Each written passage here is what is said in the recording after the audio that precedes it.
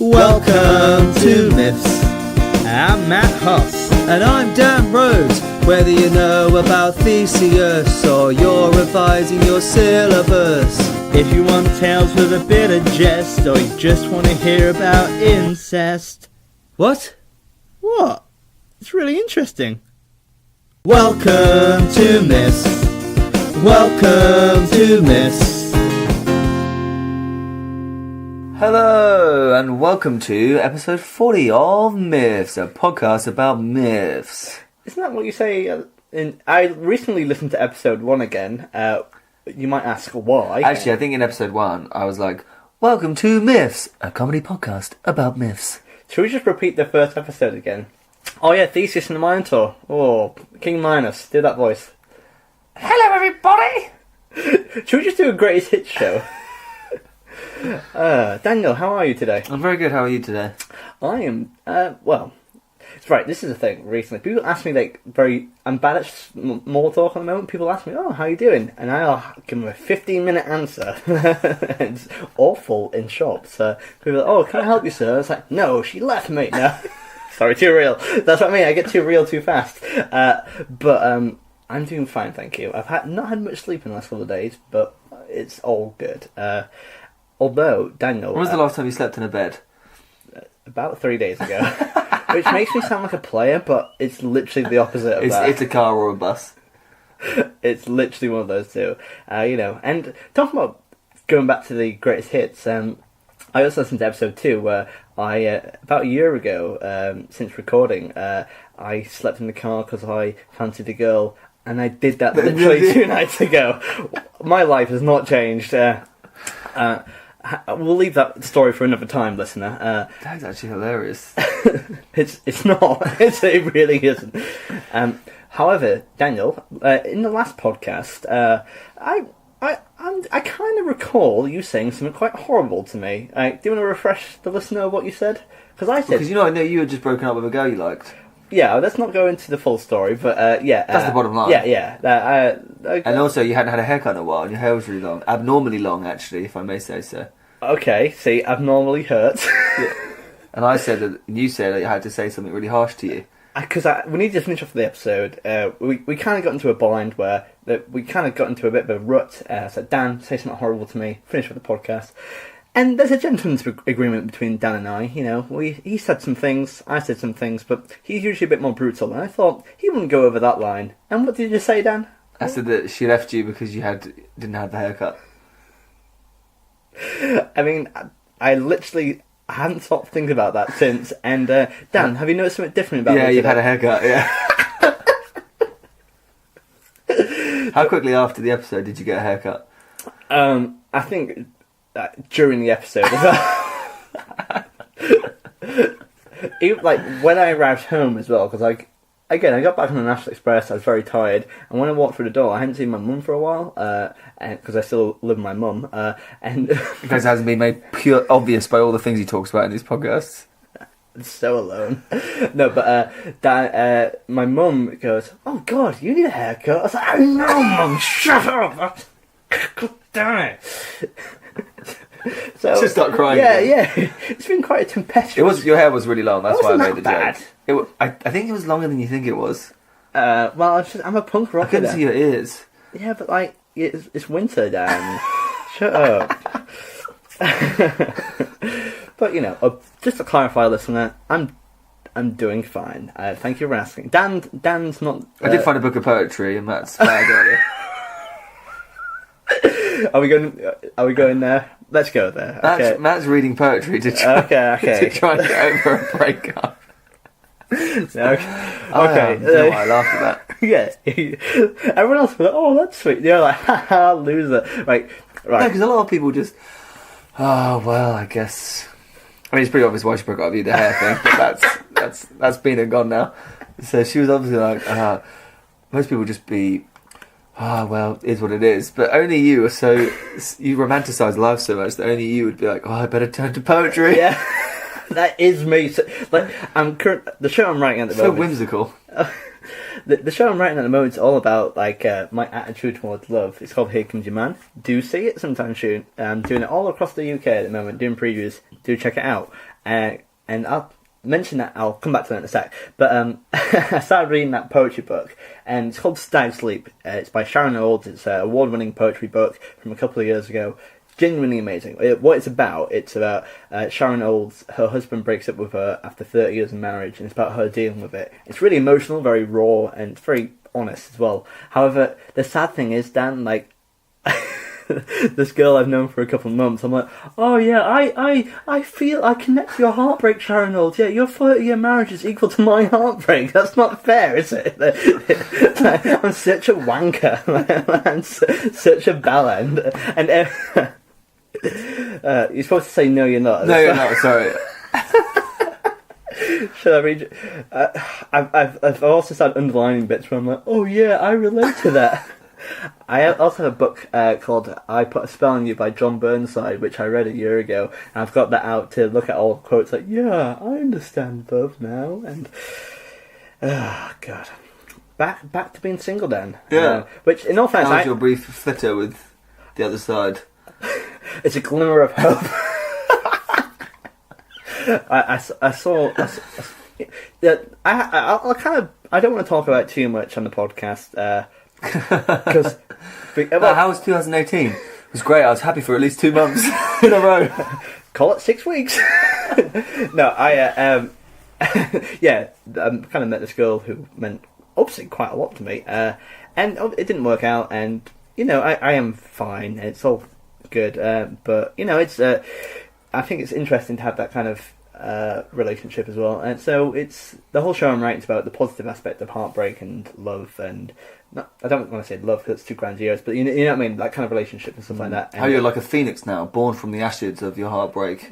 No, I'm more like a sparrow with a broken wing. like a disabled sparrow. Which, if anything, is a metaphor for my love life. In fact, before recording this, Dan saw he looked at my phone, and you found a certain app, didn't you, Dan? I did find an app. And you just went to show me something on your phone and didn't realise that you'd left it on this app. So that was the first thing that popped up, and then you rather awkwardly got rid of it. What was the app, Dan? It was a dating app of some kind. But what just for vegans and vegetarians, called Razor. Yeah. Oh. I did see that some girls had matched with you though, Matt. So yeah, take that. I don't want to say a name on the podcast.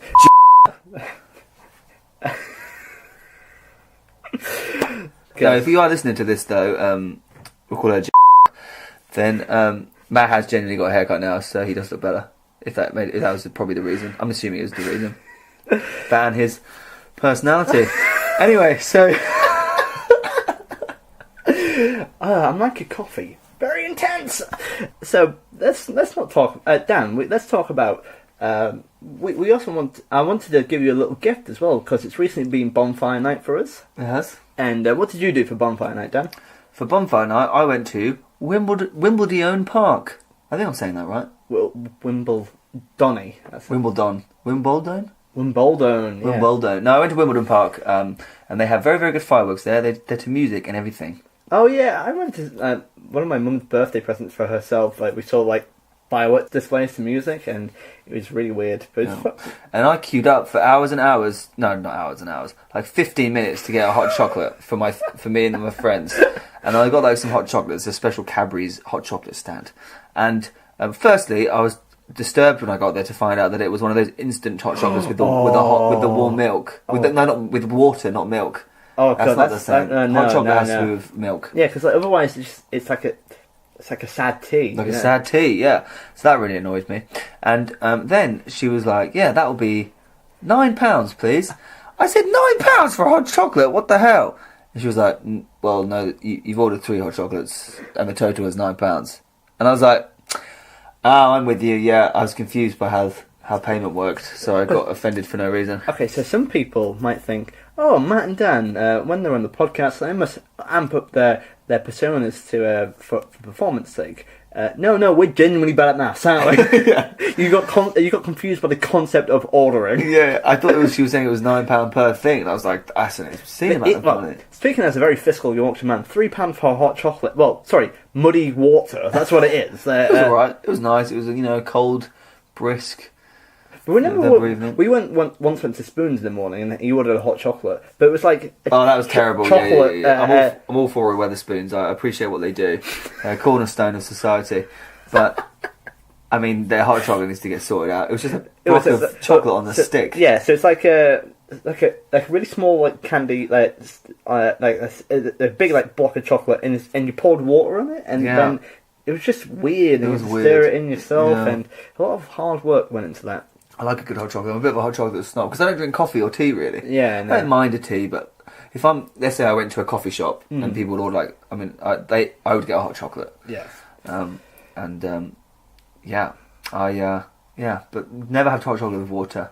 But it was nice because it was cold and it was a nice evening. So I like those kind of cute wintry British moments like fireworks night and New Year's Eve and things like that. Have you ever had speaking? Because obviously I'm speaking to a person of the Weetabix political party. Have you ever had chocolate Weetabix? As in Weetabix with chocolate kind of milk, like a hot chocolate milk on? No, not really. But I think I do a better version, which is to put cocoa shreddies on my Weetabix and then pour the hot milk over the cocoa shreddies, and as the hot chocolate melts the cocoa shredder or gets hotter, then you're basically the chocolate milk is kind of absorbed by the Weetabix, and then you're eating the cocoa shreddies with the Weetabix, and it's just really nice. Why did I start that conversation? That was a mistake. And secondly, I talked to I've got some friends who listen to the podcast, and they. You know the episode I'm going to mention, the Weetabix Challenge. They said that was literally like a TED Talk. The way you are so passionate about Weetabix is genuinely, I'm going to say harrowing. Yeah. My colleagues think it's really stupid because they think Weetabix is boring. How does that make you feel, Dan? Sad. Because you know what? Deep down, sometimes I worry that it is boring. And that's why I try and make it think. That's why I try and get excited about it, because deep down I know that I'm a boring person, and my life is only fulfilled by boring things. Well, I hope you get a haircut, Dan. No, you're not boring, Dan. I think the reason why I like doing this podcast with you because I think we're both very interesting people, and we bring out the best in each other. Well, actually, no. No, I don't agree with that. But we bring out something in each other, so... Matt, can I let you know something that's been bugging me before we start? You've got a bit of glitter. Yeah, I know, What is that? Can you get rid of it, please? I don't think I can. There you go, you got it. Okay, cool. In my pocket, I'm currently wearing a checkered shirt, right? And in the pocket is a... you like checkered shirt? You always wear checkered shirts. It's kind of like the Matt Hoss uni style. And also, it's just kind of I get to wear a cool band. It's like a sad, unemployed lumberjack.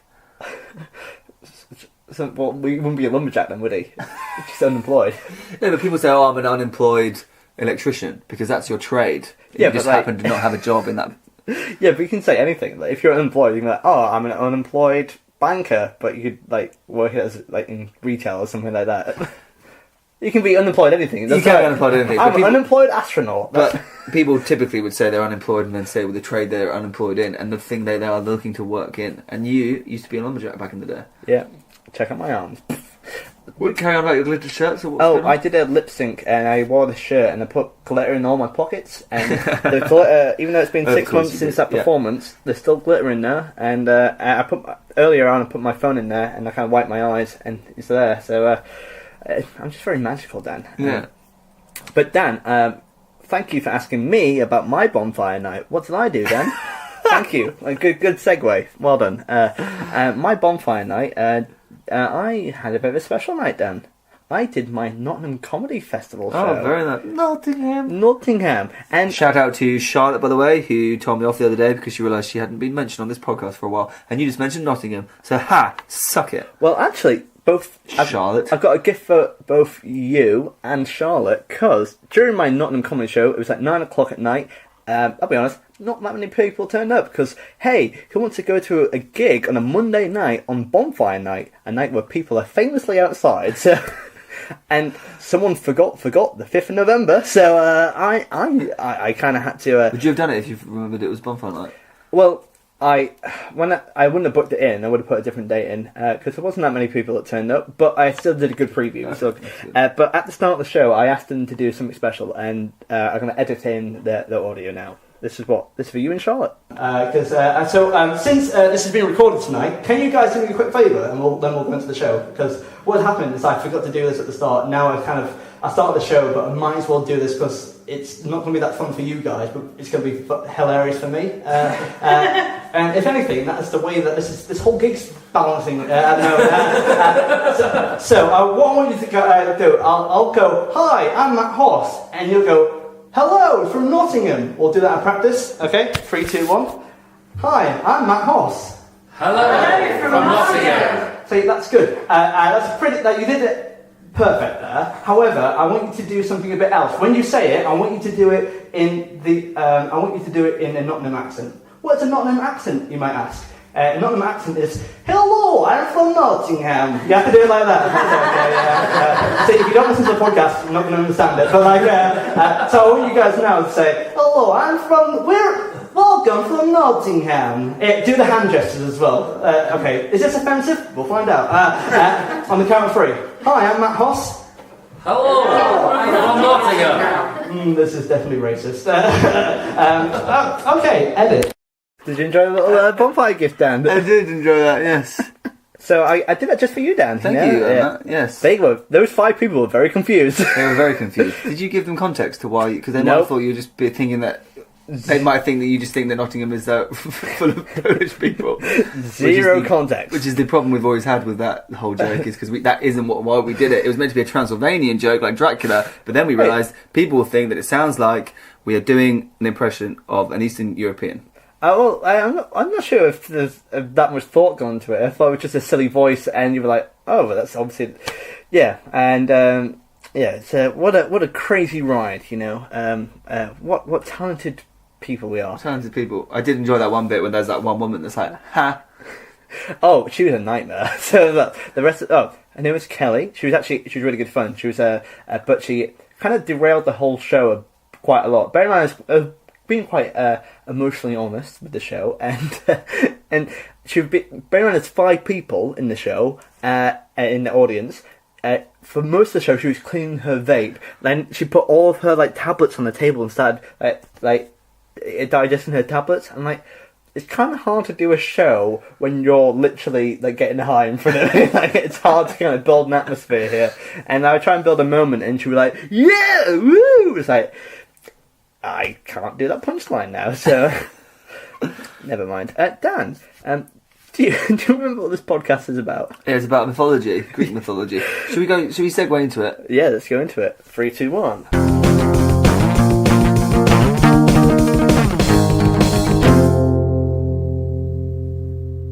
Dan, what myth are we doing today? We're going to do Pan. And P-A-N. P-A-N. Or backwards, nap. Or, if you rearrange them, ape. What? Ape? Yeah. Can you spell that for me, please? Yeah, A-P-N. Oh, A-P-N. No, that's apen. That's not ape. Yeah, it's the plural of ape. So it's like oxen. Yeah. Apen. Apen. So you drop the E completely. Yeah. So it's appen. Appen. Oh yeah, now it just sounds silly. It's one of these British things. Weird British words. So appen, okay.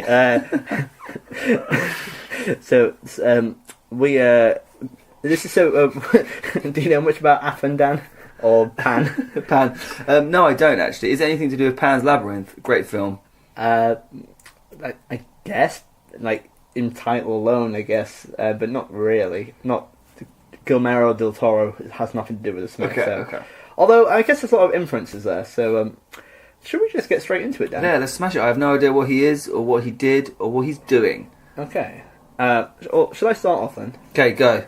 Pan was a half-human, half-goat god that lived in nature. So outdoors, basically, is what that means. He lived outdoors. Yeah, he's homeless. Homeless god. He was a rustic god, commonly worshipped in Arcadia. Now, Daniel, do you remember what Arcadia was? Arcadia is the place. Oh, I can't remember the name of the guy. Arcus. Arcus. I was going to say Arcus. Yeah. Who lives with his mama bear. Lives with his mama bear. Yeah, they founded it. And Pan is often associated with forests, fields, and pastures. Although Pan may not be included in the Olympic pantheon with the other gods, That's why he lives down on Earth in nature, and the others live on Mount Olympus. homeless god. Homeless god. Pan has a very prominent role in many ancient Greek myths, and we're going to talk about some of the various stories that are associated with him right now.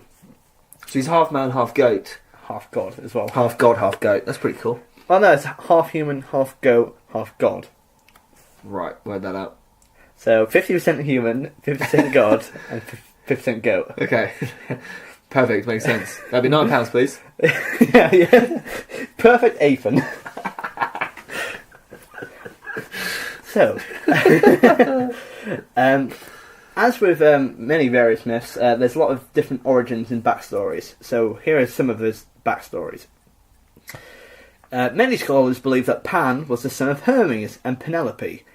The story goes that while Penelope's husband, Odysseus, spent 10 years travelling back from the Trojan War, Penelope slept with 108 suitors. Which... That's funny. Why has that tickled you so much? It's just really funny that there's lots of things that I find funny about that. One, we've done a lot of Odysseus stories. Not once has she been mentioned. First time. Yeah, not once. Slept with 108 people. Yeah, and the other one is how specific 108 people is. Imagine that. Because to be fair, he's away a lot, Odysseus. He says 10 years, but it's 20 years because he left 10 years for the war and 10 years back. Yeah, and he did everything else. Bloody hell. I'm so tired. I forgot to cover my nose.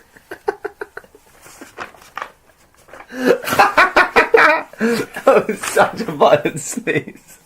That was so funny. Oh.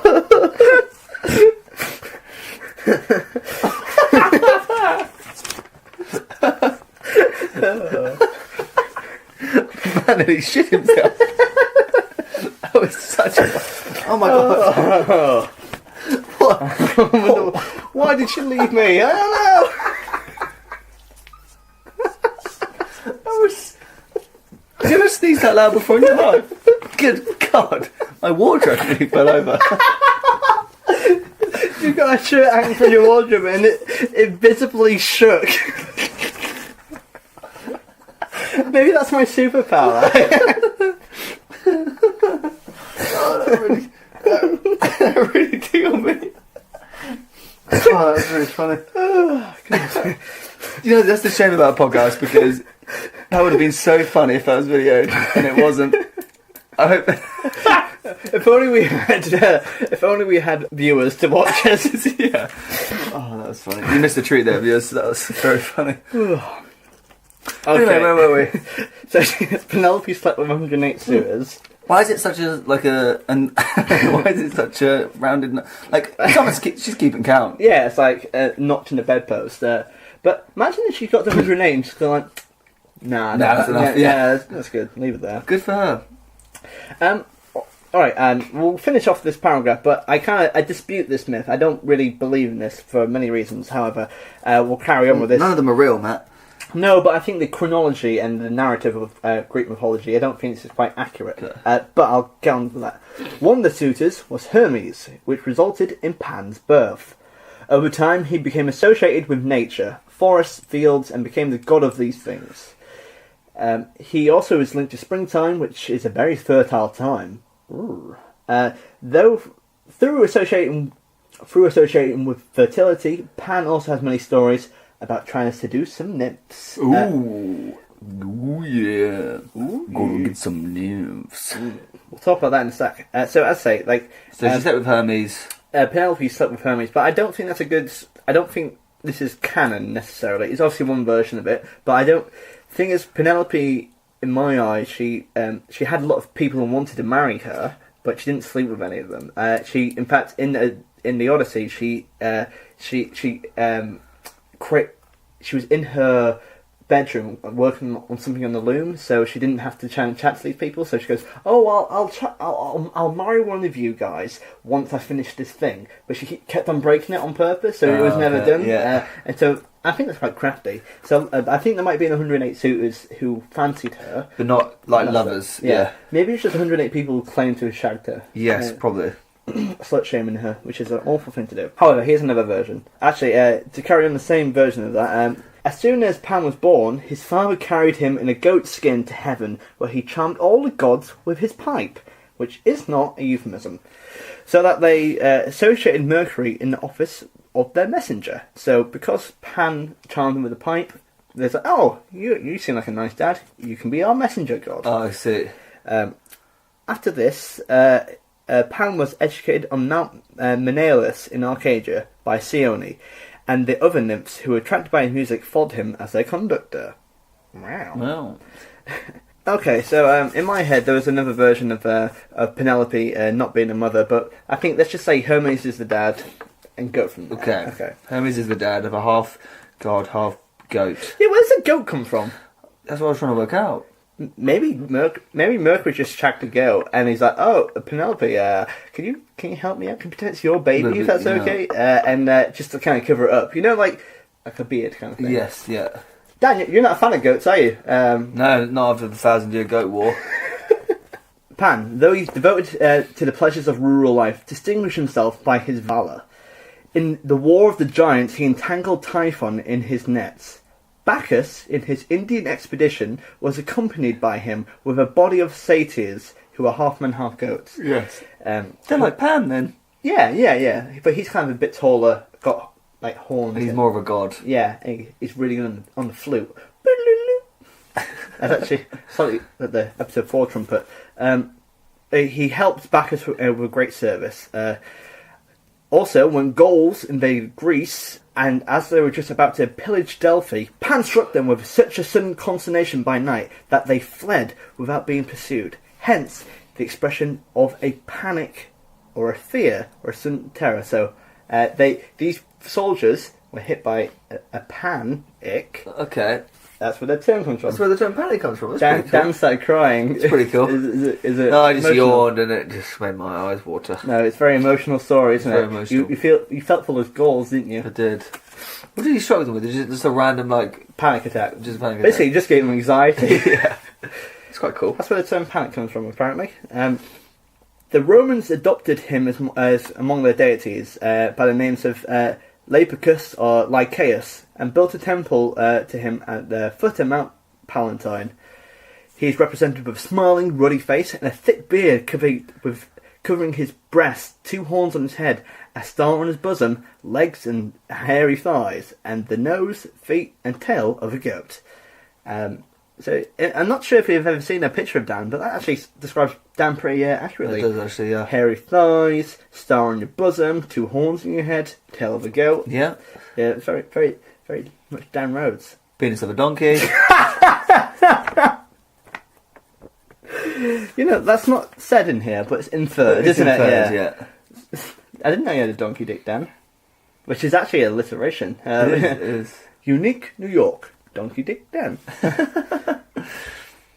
He is clothed in a spotted skin, having a... Sorry, not donkey. Hamster. I get confused. Famously, those 2 very confusing animals. It's almost like confusing apes with apens. Yeah, that was pretty dumb. Hamster Dick Dan. So Pan is clothed with a spotted skin, having a shepherd's crook in one hand and a pipe of unequal reeds in the other, and is crowned with pines that are a tree that is sacred to him. Some of these, the next part's about him being. Let's get to the myths, okay? Yeah. Please. It's quite boring, isn't it? It's almost like we didn't do any of the research. Okay. What's the joke is we kind of have, because you've got loads of pieces of paper in front of you. Yeah, I've literally got 2 sources, but I'll be damned if I would read them. So, are you ready for some seduction, Dan? Yes. Can you do some sexy music for us? Do-do-do-do. Oh, I'm going to get copyright for it. Oh, Yeah. well. I'll make up some sexy music. Yeah. Doodle-a-bon. Ooh, yeah, boom, boom, chicka, ah. Ooh, yeah, boom, boom, Sad. chicka, waka, waka. Ooh, yeah, boom, boom, chicka, wah. Ooh, Dan, yeah, have you ever- boom, boom, chicka, car. Yeah, ooh, yeah, sleeping in my car. Ooh, yeah. I've got a chicka, hamster chicka. dick. You made it personal. So, number 1. Pan seduces a wood myth. It's a wood nymph, isn't it? Yeah, it says wood myth, but I don't know why it says that. A wood nymph. Dan, would you like to read it out? Yes, please. So now we're actually getting into the nitty-gritty of a Pan myth. So we know the bottom line is he's the son of Hermes and Penelope, who is Odysseus' wife, Yeah, but I don't... yeah, again. and he is a half-goat god. At one point, Pan tried to seduce the wood nymph Syrinx. Syrinx. I'll decide what her name is, please. You're obviously wrong. Earlier I thought an anagram of Pan was ape, so that's not... Actually, let's call this nymph apron. Nymph apron, yeah. At one point, Pan tried to seduce the wood nymph Syrinx, but Syrinx rejected his gestures and ran as far away from him as she could. Okay, let's just pause it there for a second. He says Pan seduces a wood nymph. It doesn't sound like he did seduce her at all. It kind of sounds pretty rapey already, right? Yeah. Also, Dan, remember once we were driving, I introduced you to some Rush, right? Yes, you did. I put on 2112, which I didn't want to introduce you to because it's quite a hard way to get into Rush. It's not like a quite accessible album; it's quite a big one to get into. But there's one of the songs on the 2112. It's a Temple of Syrinx. So, Oh, that's pretty cool. Also, Dan and I had breakfast this morning, and Dan, what did you compare me to? Because you recently watched a film, and you compared me with my music trivia and knowledge to a certain character. Oh, to Patrick Bateman, who is Christian Bale's character in American Psycho. And explain to the listeners who haven't seen American Psycho what that's all about. Because before he murders people, he puts on like an album that he enjoys, and he goes on these really long rants about this particular album, like why he enjoys that music and which tracks he likes. Do an example. Like when he's about to... It's a bit of a spoiler though if you haven't seen the movie. Oh, it came out years ago. That's true. Get on with it, guys. When he's going to kill Jared Leto's character, Tom Allen. I didn't know he was in that. Yeah, he's the person he murders with an axe. Okay. And he puts on Huey Lewis in the News. Yeah, so it's like this kind of like bubbly music, 80s music, and then he's about to murder someone, and he says this. And he's like, oh, and this is my favourite album by Huey Lewis, and track number 1, and he goes into why he enjoys the music, and which album he thinks are the most accomplished, and which band members he likes, and I feel like that is him describing these albums is like what Matt does when he listens to an album. He loves getting into the history of the album. And however, that's not how Dan phrased it this morning, because Dan was like, oh yeah, I watched American Psycho and it reminded me of you. That's not a good opener, is it? Like, that man who kills people. Yeah. Patrick Bateman didn't need a haircut. No, he didn't. Anyway, so Psychos aside, what happened with Syrinx? So he's tried to seduce Syrinx, she's rejected him and ran as far away from him as possible. However, he chased her all the way through the mountains until Syrinx found her sisters. To protect her from Pan's advances, Syrinx's sisters turned her into a reed, as you do. When Pan arrived to continue pursuing her, the wind blowing through the reeds created a beautiful melody. Pan loved this sound, and the idea that it was being made by the woman he was in love with, he decided to make an instrument out of Syrinx. Okay. To capture both her beauty and the beautiful melody of the reeds. We've come across this before, by the way. When? In Juno and Her Rivals, Pan is told to go and put the thousand-eyed monster asleep so that Io can escape. And then Hermes kills it. And then Hermes kills it. And do you remember that Pan, whilst playing the tune, sits down and explains to the monster the story of how he came about his flute? And we joked at the time because the story was so long and boring. that was why he would have fallen asleep, not because of the music. This is a great hits episode, isn't it?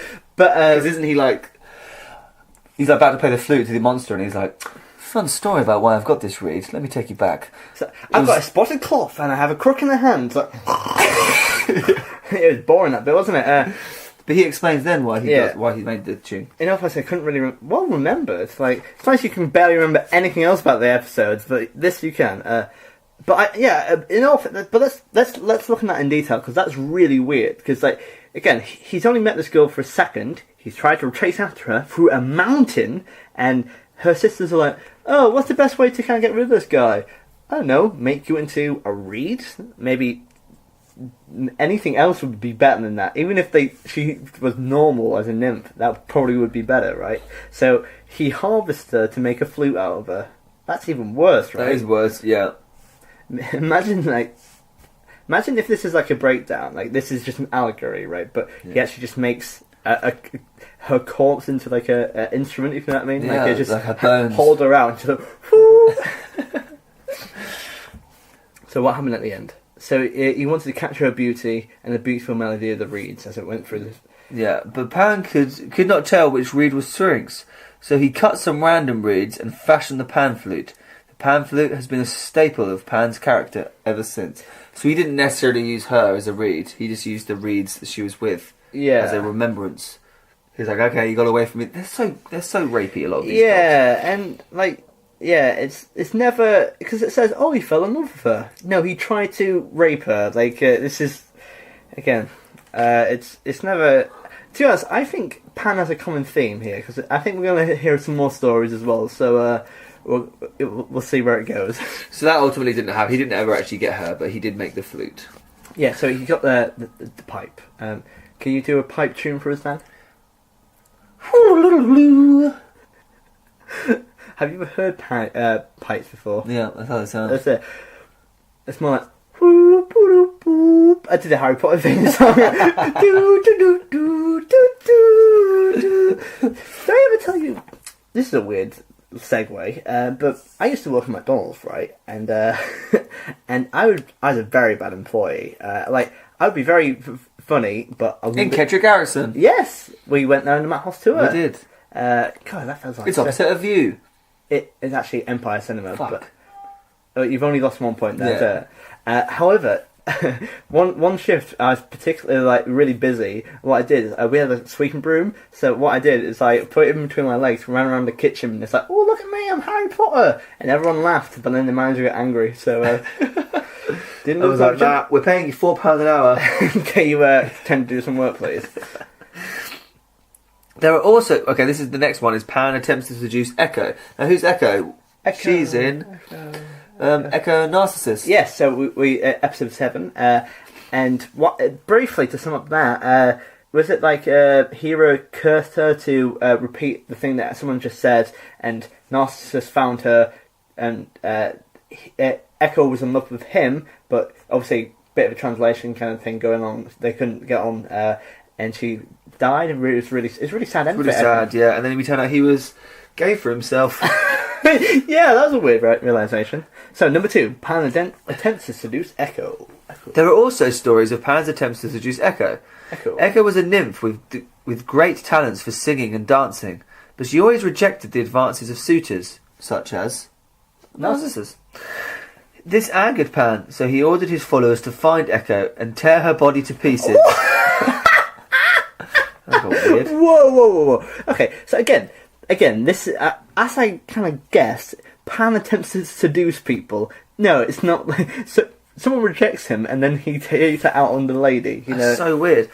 Hey Pan, I've heard there's this woman far away and over the mountains in the hills that she doesn't want to get with anyone. Men keep saying they like her, and she says no. Well, there's only one thing we can do. Tear her body. Yeah. Imagine his like cronies like, yeah, go on then, yeah, like, well that seems like a logical thing to do. Tear her body apart. What happened afterwards then? These pieces were spread all over the earth. So they did it fast. They actually did it. But although her body was gone, Echo's voice, because of her curse, could still be heard, repeating the last words for anyone she heard. So he literally couldn't get a date with her, so he rips her apart and throws her body all around the world. Yes. That is genuinely one of the most psychopathic things I've heard in this podcast. Isn't that so weird? It's so weird. Like, I thought Pan was a lovely, rustic god. I thought he was going to be very peaceful, but this is genuinely harrowing. Yeah. So, number 3, other encounters. We've used a different source for this one, but so it kind of starts with a different one. So, do you want to read the top line? Yeah. Pan is famous for his unfettered sexuality and is often depicted with an erect phallus. So He's no- a horny little bugger, isn't he? So not only is he kind of a very angry person, he's also got a massive boner the whole time as well. Anyway, His rampant desire prompted him to do much philandering, plying his charms primarily on maidens and shepherds, such as Daphnis, and a Sicilian. Sicilian nymph, with whom he consorted and later taught to play the panpipe. Okay, let's talk about Daphnis for a second. Well, firstly, it's nice he says he charms, more like preys upon. He's a rapist. He's a rapist. Oh, at least we. Also, it's weird that no girls would go for a man who has a goat penis. It's better than a hamster penis, Dan. That's true. That's true. It's nice that also shepherds, though, because shepherds imply well, I guess it's gender neutral, but I guess it does imply males Yes. in this circumstance. So it's He's just anything, basically. yeah, he's a bisexual god, But then again, I don't think in this encounter that's a good thing. But he taught her to play panpipes. That mean either he tied her up and taught her, or she was there on her own consent. Is that a success story? It's better than everything so far. Yeah, it's weird, isn't it? How he just taught. He's like, well, you won't sleep with me, so I may as well just teach you how to. They obviously humoured him. Like, all right, just teach us. We'll spend a few hours with you, but that's about it. However, Pan was rarely successful in his courting, just as he was avoided by Syrinx, because obviously we know about her and how she was arrayed. Pan was very successful in his courting. Just as he was avoided by Syrinx, so too he was adorned by a nymph named Petis, whom he stalked untiringly. She managed to escape his pursuits only when the gods turned her into a pine tree. So basically, the only way you can escape him is to be turned into something, like a reed, a pine tree. Yeah. I'm not sure if you remember Hercules, the Disney film, but you remember Philoctetes when he's in the first scene, he's kind of chasing after those nymphs. Yeah. And so this goes, "Hey, how's it going?" And she turns into a wood tree and she slaps him. That's why, yeah. Yeah, that's a nice reference, isn't it? It is. But also, it's just like Pan was rarely successful in his courting. Relate to you, mate. No, not in the horrible way. Just Just his haircut. it's such a bell end. Though Pan failed with Syrinx and Petis, he was not so unfortunate with Maenads, making love to each of them. That is how you say it, but the way you said it sounds like, "Oh, he was successful on my nads." He made love to each of them. I don't know how many there are. It also said that Pan enticed the moon goddess, Selene. I think Selene was his most successful encounter. Pan accomplished this feat by wrapping himself in a sheepskin to hide his hairy black goat form, and drew Selene down from the sky into the forest, where he seduced her. So Selene was the moon goddess, and he disguised who he was, drew her down from the moon, and seduced her. Which I guess he is actually talking to her. That's a fine thing, but it's still quite creepy. He has to hide who he is because everyone's like, "Oh, get the APB out on Pan," It's serial Stupid apon. stupid apron. Is there anything we need to chat about? We could actually talk about some history if you wanted. Are we about to actually be half factual? No. We'll make it up. But listen, so Pan, though he's a mythical creature, there's some genuine worship for him. Okay. Shall we read it What, out? in real life? In real life. Worship of Pan began in Arcadia and remained the principal area of his worship. Pan was considered Lord of Arcadia and guardian of its sanctuaries. Because who would want to go there? Especially no single people. One enclosure dedicated to Pan stood on Mount Lycaeus and funded as a sanctuary for animals that were stalked by the wolf, consistent with the idea that Pan protected all creatures, as long as you weren't a vulnerable lady. His ability to bestow sterility or fertility upon domestic animals gave him particular significance in the worship of Arcadian hunters and shepherds. In fact, Theocritus notes that if Arcadian hunters or shepherds had been disappointed in the chase or with the sterility of their animals, respectively, they would undertake a rite in which the statue of Pan was whipped and scourged in hopes of calling back the god from inactivity. Arcadians believed that Pan was the keeper of the mountainous lands in which he led his own flocks, and was also considered in such places to be his sanctuaries. It wasn't until the 5th... Also, there should be a joke in here, so Dan, make some fart noises or something. If it ever gets too much, just do that. Okay. There's one more paragraph, okay? It wasn't until the 5th... Pan's penis, it's hairy as a goat. It wasn't until the 5th century BC that a cult of Pan began to develop in Athens, shaping the image of the god that into the most which is recognisable today. According to Herodotus' account, Pan was declared officially a deity in the city after appearing to the messenger Philoctetes on an assignment that took him to Arcadia before the Battle of Marathon. Marathon is the guy that ran. He ran to send a message. Well, he ran... He wasn't called Marathon, but... No, but he ran from Marathon. From the place, which is 26 miles, to Athens to warn them. But I'll give quite a summary. Now, we mentioned panic earlier. Yeah. In the Battle of Marathon, they say that the Persians, they became panicked. That's why the Athenians won that day, because Persians invaded, Athenians held them off. And as you say, the guy from ran the whole marathon to tell the people there, and he died on the spot. But they say that Pan helped by instilling panic on the Persians. That's why they won that day. Imagine being the guy that's like, Dave, you in the battle today? No, I was just going to watch out. Do you mind sending a message to Athens? Oh, there's no way I'm going to make it in time. You have to run. But it's really far. Dave. Come on, Dave. Come on, Dave. Put one for the team. Oh, God. Fine. Then having to run. Imagine being told right now you have to run 26 miles. I guess I'm just gonna... That's why they call me Dave Marathon. Hopefully they'll remember my name. However, Pan went on to lose his status as a major god in the major centres of Greece, assuming a marginal position in the pantheon when compared to more of the prominent deities such as the Olympians. This is probably due to the Me Too movement. However, Pan's symbolic value was greatly enriched during this period. Rituals involving the god were no longer confined to the pastoral sphere, and his myth and iconography began to spread throughout other major Greek centres such as Attica, Boeotia and Delphi. And that is the myth of Pan.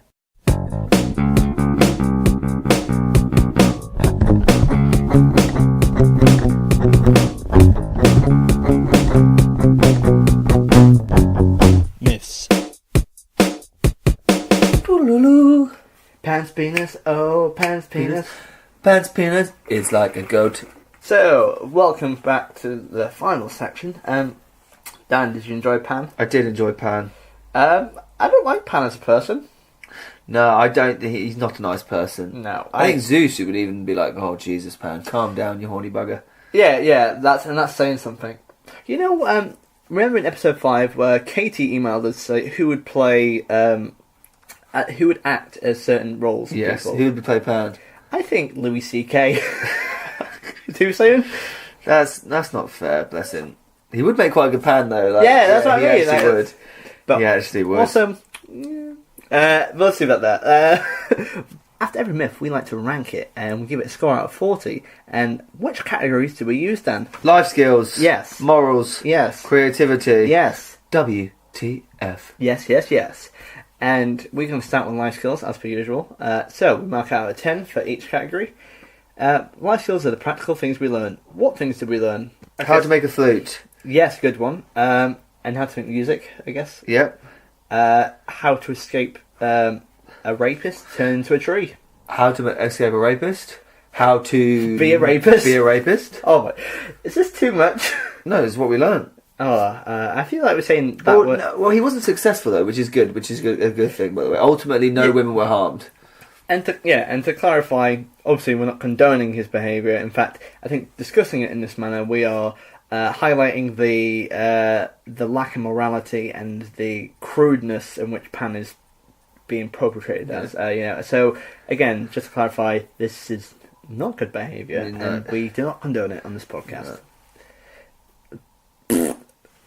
So yeah, we learned how to not be a rapist, how to bring the moon down. Yeah, and I guess some seduction skills. Some seduction skills. How to hide your characteristics. How to hide. How to have an erect penis. How to have an erect penis. It's not huge. I don't think it's huge. Not the penis. That was the wrong thing to say. It's not huge for life skills. What was the thing? There's anything we learned at the start, as in like. We learned his parentage, but that's not really life skills. No, yeah, I don't think it's much. It's most. We learned when he entangled Typhon in his nets. We learned how to capture a deity. That's true. He helped Bacchus on this great service, so he learned how to be a great serviceman, and we learned how to name a mountain after someone. I'm going to say a number, and I've been thinking it for a while. Okay, It's a 4. I'm tempted 3, but I think 4's fair. What? I think maybe 3, in all honesty. Alright, I'm writing 3. I was just being nice about the 4. No, that's we don't care about Pan. Screw him. He's an awful person. Morals. There's a lot here. Don't stalk women. Well, let's just have a massive bracket here. So they have a blanket here.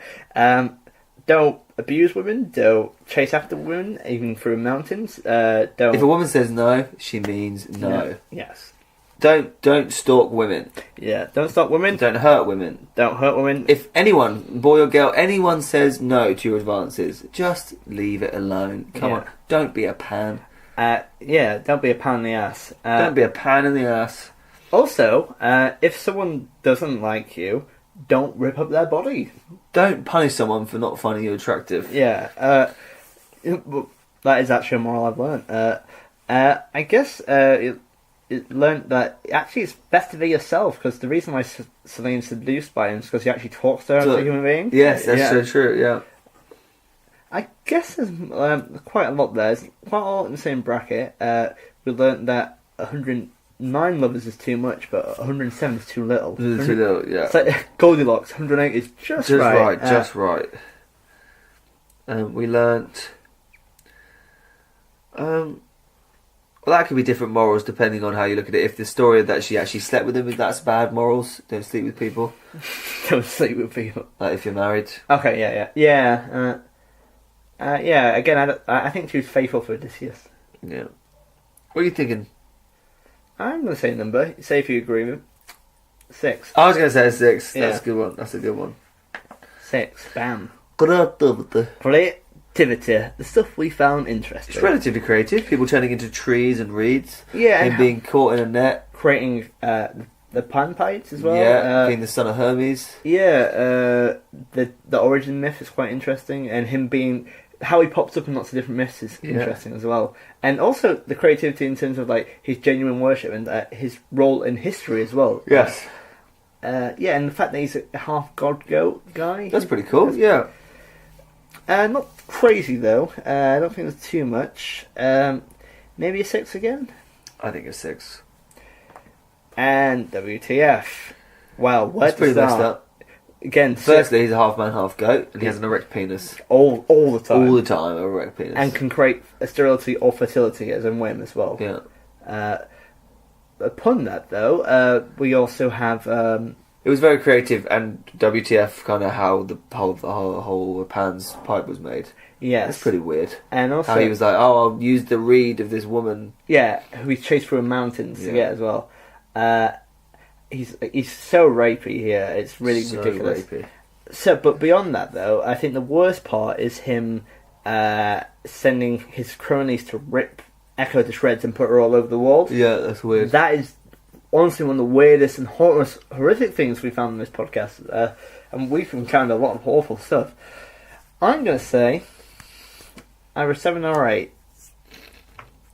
I was going to go 8. It's pretty messed up. I mean, he's just a massive serial stalker rapist. Yeah, and let's go for that. 8. And it's nice that I think the karma is that even the gods don't respect him. It's like, even Zeus is like, Jesus, even mine were affairs, let alone... And he's the homeless god, you know, he doesn't live on there, he just lives in the fields and stuff like that. So yeah, 8, I think that's fair. So 3 for life skills, 6 for morals, 6 for creativity, and 8 for WTF. So 23, have I done the maths right? 14, 23, yes. Boom. 23 in total. 23. Oh, lovely stuff, Dan. Did you enjoy the myth I today? did enjoy that, yes. It was nice to actually hear about Pan. I've heard of him. Yeah. And now I know that he's more than just a guy who plays music. He's a twat. Yeah, awful guy. However, Dan, I don't think you're a twat. I don't think you're a twat either. Oh, thank you. And I could hear that because I had a haircut now. Yeah.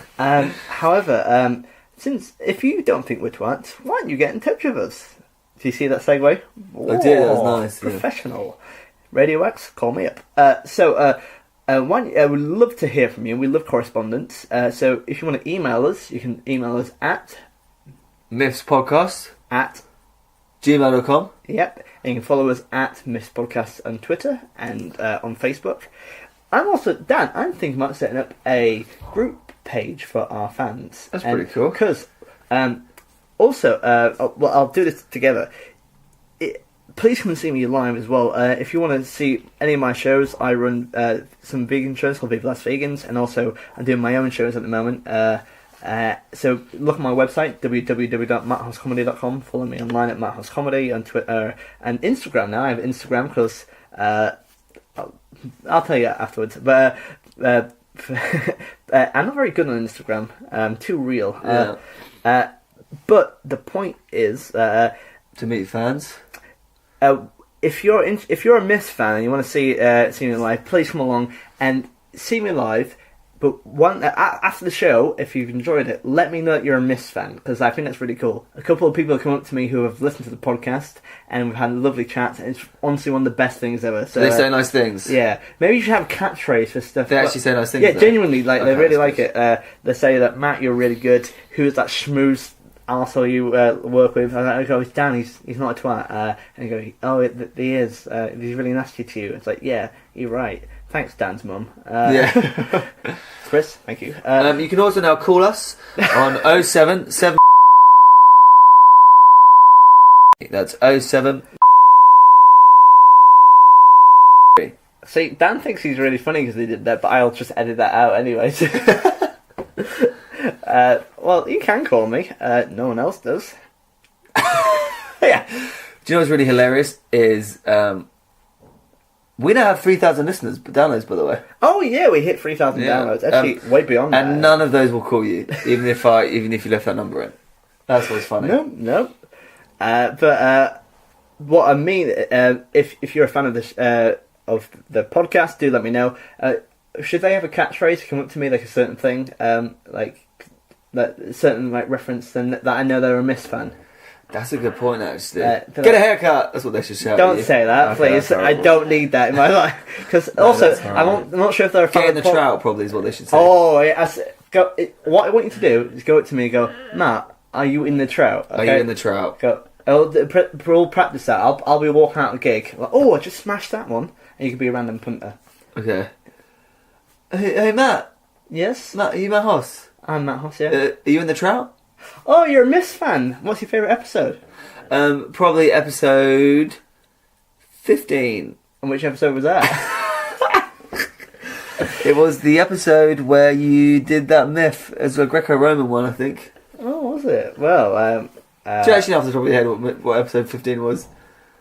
So, episode 16 was Tura Tartarus. Episode 15... So it would have been performed up north. No, I think was Tartarus the first one we did up north. Okay. Oh, I know what it is. It's King Midas.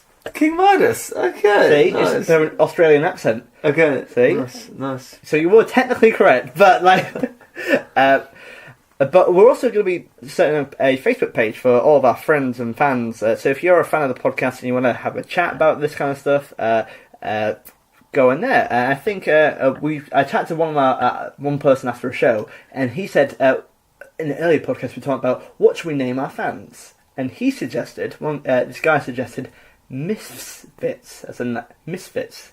That's a good one. It's good, isn't it? I like that. Yeah. So should we refer to our fans as a lot. Misfits? Who's this guy that came up with this? I can't remember his name, and Good job, whoever you are. I'm so sorry. Good job. Matt is terrible. He's just a terrible person. It was after a gig in Leeds. I don't remember your name. You barely remember our episodes, like. But Well, I do appreciate it. Get in touch with us. Like, it'd be great. Misfits. I like that a lot. You are officially Misfits now, and so we're going to create a page. It'd be like Miss Podcast brackets the Misfits page or something like that. So search for that when this podcast goes out and join the group. It'd be great to have you there and hear what you think about the podcast. If it's positive, and don't tell me to get a haircut, please. Like, I definitely don't need that in my life as well. Anyway, Dan, any final thoughts? No. Just want to say thanks for listening and have a good night. What if it's during the morning they listen to it? Then they should still have a good night. And so go to sleep. Even if you're... I'm just saying, when the night time comes... Have a good one. Have a good one. And, well, in that case, have a lovely morning. Have a lovely morning. Shit afternoon, though. Terrible afternoon. I hope you have a terrible afternoon. There we go. See you soon. See ya. Bye. Myths, myths, myths, myths, myths, myths, myths, myths, myths,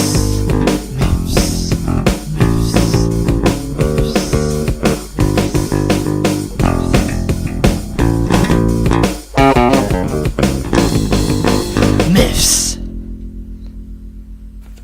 Actually, let me take a gulp of the Vasa. We're not ready to start yet.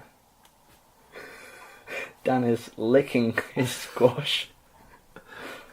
Like a dog. Have you ever tried to lick like a dog? It's really Yeah, difficult. okay, should we Do you know try it that- now? Do you know a dog's tongue actually bends backwards, not forwards? What? So, you think when a dog goes like this, laps up water, the tongue is doing that? Yeah. Actually, the tongue is doing that. It's going backwards. No, but isn't that interesting? It actually, if you go in slow motion, it actually is bending backwards, not... Yeah. Well, it's no Peregrine Falcon fact, but I'll take it.